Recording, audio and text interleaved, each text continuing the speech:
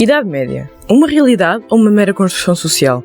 De acordo com o capítulo introdutório de Whose Middle Ages, obra-alvo deste trabalho, o tão famoso e amado período da história que tantas vezes é espaço de obras de ficção, não passa de um mero conceito abstrato cuja finalidade seria facilitar a categorização e organização do tempo, ou seja, para nos ajudar a arrumar a história em gavetas, de modo a facilitar o nosso estudo e pensamento sobre a mesma.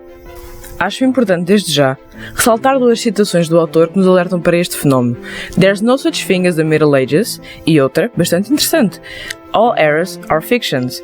Pegando rapidamente na última afirmação, iniciamos uma reflexão pessoal, acompanhada de uma análise crítica que talvez nunca fizemos antes. Então, o que são os períodos históricos?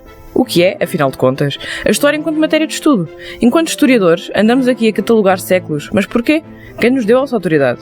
Citando o autor, com o qual eu concordo, muito simples a resposta à problemática apresentada. Chop them into neat little periods to help us make sense of time.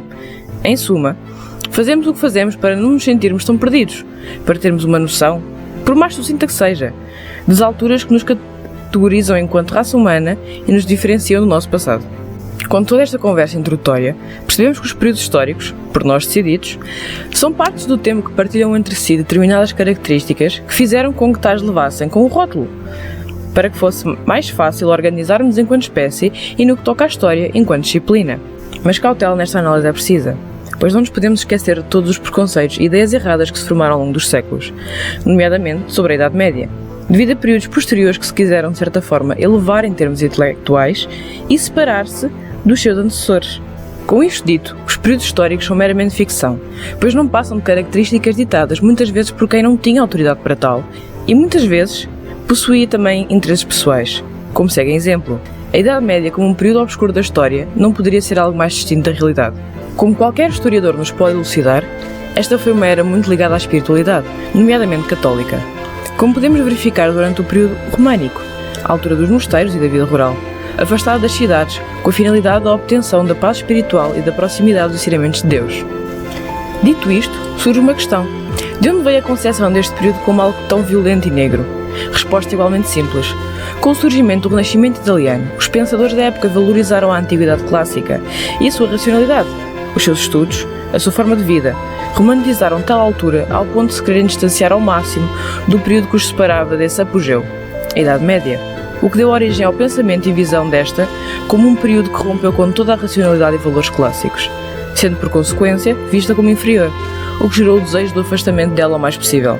Só mais tarde, a partir do século XVIII e durante todo o período do romantismo, é que a Idade Média voltou a ser valorizada devido ao surgimento de valores ultranacionalistas, o que viria a gerar, posteriormente, uma ideia eurocentrista que iria perdurar até aos dias de hoje. Com essa romantização da Idade Média, vieram ao de cima noções erradas da mesma. Algo mesmo ao nível do revisionismo histórico, porque para validar e apoiar valores que surgiram nessa altura, criaram-se conceitos como os de uma Europa puramente branca, uma Europa mais evoluída que o resto do mundo e superior, o que originou uma época marcada pelo preconceito e discriminação racial, o que veio mais tarde alimentar a ideia de uma Europa que, até à data, estaria livre da pluralidade étnico-racial, algo que todos conhecemos como mentira.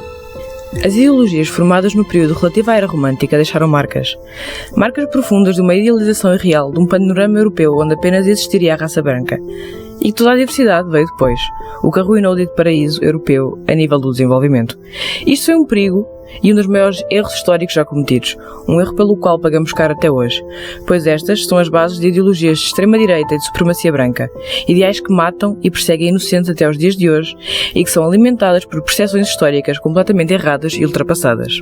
Com este trabalho, visamos realizar uma análise e aprofundamento do capítulo The Nazi Middle Ages, da obra Whose Middle Ages, com a finalidade de desconstruir os mitos relativos a este período da humanidade, através de exemplos de como a sua interpretação errada carrega consigo um peso histórico que nos atormenta até aos dias de hoje.